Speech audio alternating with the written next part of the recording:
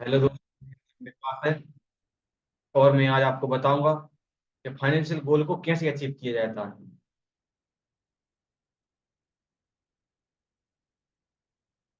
तो दो प्रकार के फाइनेंशियल गोल होते हैं। सबसे पहला क्या होता है? Short short term financial goal, जो लेस देन 5 साल से कम की जो भी गोल है, वो बोलते हैं short term financial goal.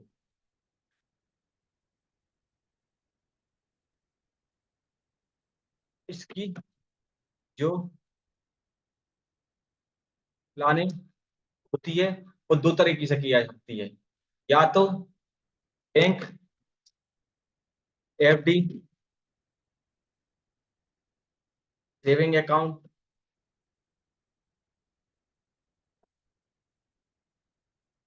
RD account, post office,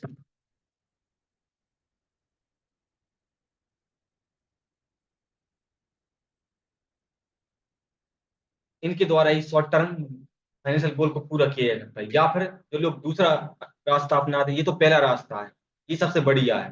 दूसरा लोग क्या करते हैं, वो ले लेते हैं लोन, जो मेरे हिसाब से सबसे बेकार निर्णय होता है। शॉर्ट टर्म नीड के लिए लोन तो लो ही मत। ना नीड पूरी हो तो मत करो, अपनी इनकम बढ़ाओ, ज्यादा काम करना शुरू करो। क्योंकि एक बार आपने शुरुआत में लोन ले दिया तो 20 साल तक लोन खड़ा है बस। अब वो 20 साल तक इंटरेस्ट पे करते रहो। दूसरी रहती है लॉन्ग टर्म गोल।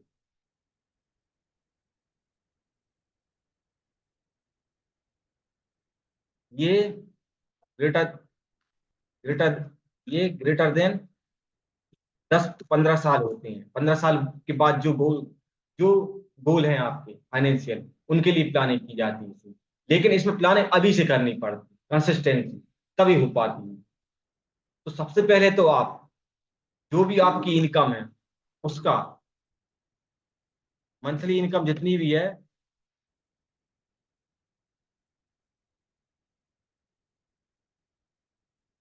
इनकम का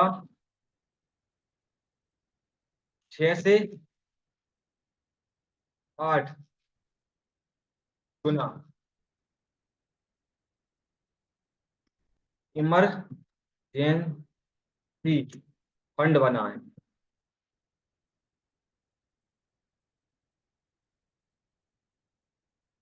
मतलब मंथली जो आपकी इनकम है, जैसे मंथली आपकी इनकम है 25 हजार और खर्चा है आपका 15 हजार, तो 15,000 × 6, इतनी राशि का आप अपना इमरजेंसी फंड बना, जो बैंक में रख दें या ऐसी जगह रखें तो एनी टाइम आपको पैसा मिल जाए।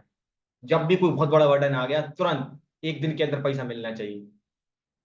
सबसे ये लोग इसको खा जाते हैं, इसको खा जाते थे, परेशान होते हैं कि भाई हमें 1 महीने के लिए उधार दे दे, 2 महीने के लिए उधार दे दे। इसको अगर हमेशा याद रखें ना, तो कभी दिक्कत उधार की आई ही ना। दूसरा,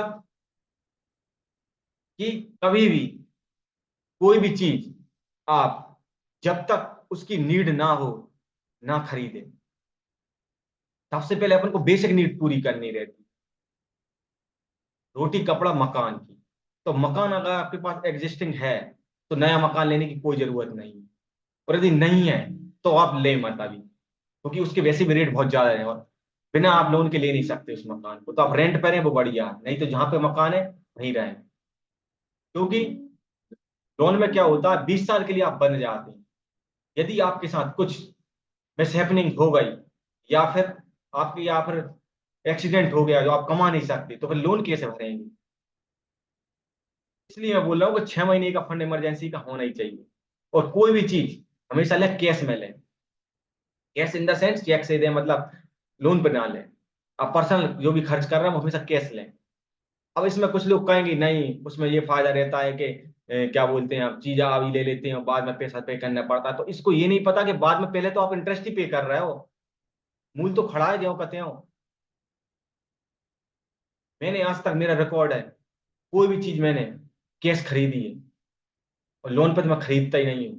लोन सिर्फ एक ही जगह काम का रहता है, वो किस जगह रहता है, जो टैक्स बेनिफिट मिल जाते हैं कुछ, लेकिन उस टैक्स बेनिफिट के चक्कर में का को दिमाग पे माथा पच्ची करें। लोन सिर्फ बिजनेसमैनों के लिए फायदेमंद है।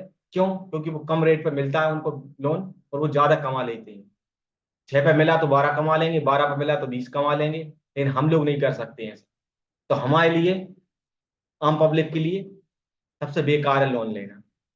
मेजोरिटी आम पब्लिक ही लोन ले रही है, और लोगों को पता ही नहीं है पैसा चाहिए। 5 साल बाद कोई नीड है, कोई होश ही नहीं है, कहां से आएगा पैसा, अभी से नहीं जोड़ रहा है। 15 साल बाद ये करना तो हवा में जाएगा पैसा। इसलिए फिर लोग हैवी लोन लेते हैं।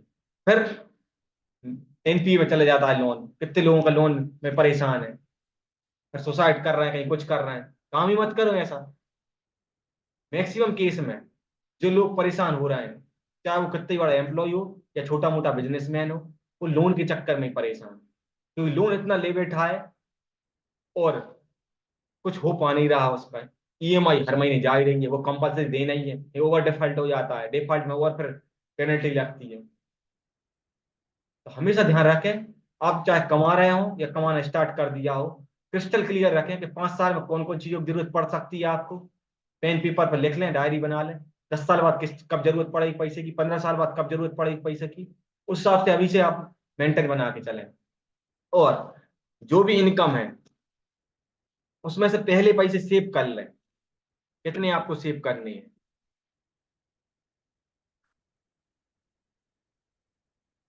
फिर खर्चा करें।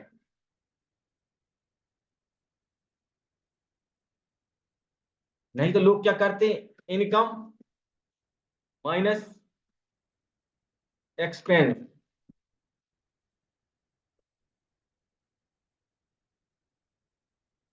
फिर सेविंग करते हैं। तो होता क्या है कि इनकम में से पहले खर्चा कर दिया, सेविंग के लिए कुछ बचा ही नहीं। पहले ही सोच लें कि जैसे आपकी 50,000 सैलरी है तो 10,000 तो कम मिल रहा है मुझे, पहले ही 10,000 बचा लें कि 40 ही मिल रहा है, उसमें ही काम चलाना है, तो 40 में भी काम चल जाएगा। नहीं तो 1 लाख में भी काम नहीं चलेगा। तो अपनी प्रायोरिटी सेट करें और आज ही से इसको अप्लाई करें। मैं गारंटी के साथ कह सकता हूं, अगर आप इन नियमों का पालन करेंगे ना, तो जैसे मुझे आज तक जरूरत नहीं पड़ी 1 रुपए की, आपको भी जरूरत नहीं पड़ेगी। नहीं तो इसकी टोपी उसके साथ करते रहो, यहां से उधार लिया उसका दे दिया, इससे उधार लिया उसका तीसरे का दे दिया, और परेशान होते रहो। 10 बार फोन बदलते फिरो, रास्ता बदलते फिरो, और दोस्तों को और रिलेटिव को उधार ना दें। मैं पर्सनल एक्सपीरियंस से बता रहा हूँ, आज नहीं तो कल बुराई हो जाएगी। इसलिए पहले ही बुराई हो जाए वो अच्छा है, तो भाई मेरे पास पैसे नहीं है, क्योंकि उनको देना मेना है नहीं, ना तुम उनसे मांग सकते हो। इसलिए पहले ही मना कर दो, इनडायरेक्ट वे में, भाई मैं पैसे नहीं दे सकता। नहीं तो क्या, मैं मेरे खुद के डुबाए बैठा हूँ कैसे ऐसे। आप में से बहुत से लोग होंगे ऐसे, उनके किसी दोस्त ने ले लिया होगा या किसी ने। अब आप ज्यादा खुद सली नहीं कर रहे कि दोस्ती टूट जाएगी। भाई पैसा है, मेहनत से ही कमाते हैं, ऐसा तो है नहीं कि नहीं। वो ये बात समझ जाता है कि ये मांग ही नहीं सकता बार बार, वो फिर टालम टोल करता है, वो मजा मार रहा है तुम्हारे पैसे। उससे कि भाई ये बैंक पड़ी है, उससे ले लोन, ज्यादा ही लोन लेना है, मैं लोन नहीं दे सकता। बैंक वाले जाने फिर वो जाने, जैसे ही वो वसूली करें। क्योंकि अब दिक्कत क्या होती है, जो आम पब्लिक रहती है ना, उनका रिलेटिव में बहुत पैसा फंसा रहता है। अब रिलेटिव में पैसा फंसा रहता है तो उनका रिलेशन ना टूटे, इस चक्कर में मांग भी नहीं पाते। वो सामने वाला ये जानता है, वो देता भी नहीं है। उसको पता है कि इनको दे देना चाहिए, लेकिन वो नहीं देता जानवर। मतलब आपका, मतलब इमोशनल ही फायदा उठाता है। तो इसका हमेशा ध्यान रखें, नहीं तो आज नहीं तो कल रिलेशन टूट जाएगा, और टूटता ही है। इसलिए कहा गया है रिश्तेदारी में या दोस्ती में कभी पैसा ना लाएं, या फिर लाएं तो भूल जाएं। जैसे मान लो आप किसी 10,000 दिए, तो भूल जाए वो मिलने हैं, तो मिलने ही नहीं है, वो ये सोच के दे, तो वो हेल्प हो जाएगी, हाँ भैया। नहीं तो सोचे 10,000 दिए वापस कर दे, अरे इंटरेस्ट तो ठीक है, मूल वापस नहीं होता लोगों का। इंटरेस्ट तो अपन वैसे भी कोई दोस्ती में लेता नहीं है, मूल ही खा जाते हैं लोग। और दोस्ती ना टूटे इस चक्कर में फिर वो क्या बोलते हैं, मांगते नहीं है। एक बार मांगेंगे, 2 बार मांगेंगे, वो फिर टालम टोल, भाई ये नहीं हो रहा, भाई वो नहीं हो रहा। इसलिए हमेशा ध्यान रखें, मैंने आज तक ऐसी दोस्ती नहीं पाली। दोस्ती है तो वैसे मदद करना तो मैं वैसे मदद कर देता, लेकिन पैसे के मामले में भाई मैं नहीं कर सकता हेल्प, कहीं और से ले ले तू हेल्प। नहीं तो आज नहीं तो कल वो हो जाती है, डिस्प्यूट हो ही जाते हैं फिर। अगर आपको ये वीडियो अच्छी लगी तो इसको लाइक करें, शेयर करें, कमेंट करें। Thank you.